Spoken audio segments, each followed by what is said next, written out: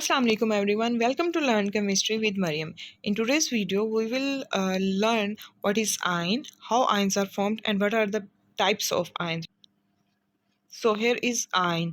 An atom or group of atoms that carries positive or negative electric charge is called ion.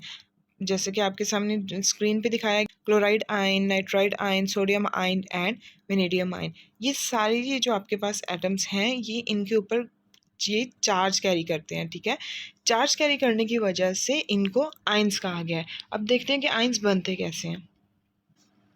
Ions are formed when an atom gains or lose one or more electron from its outermost shell. Atom से ion तब बनता है जब atom अपने आखिरी shell, जिसको आप valence shell भी बोलते हो, उसमें कोई इलेक्ट्रॉन ऐड करता है या फिर उसमें से कोई इलेक्ट्रॉन को बाहर निकाल देता है। तो उसकी वजह से एटम के ऊपर कोई ना कोई चार्ज आ जाता है। तो जब चार्ज आ जाए तो चार्ज स्पीशी को आप क्या कहते हो?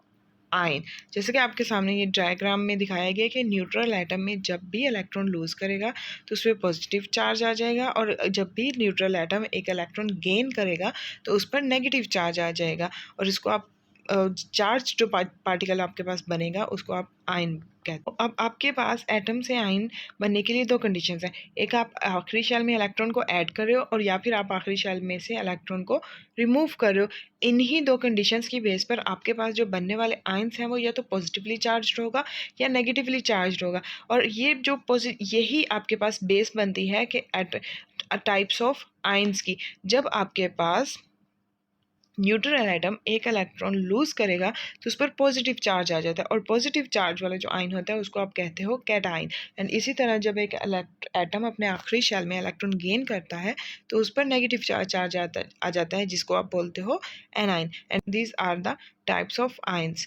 One is the cation and second one is anion.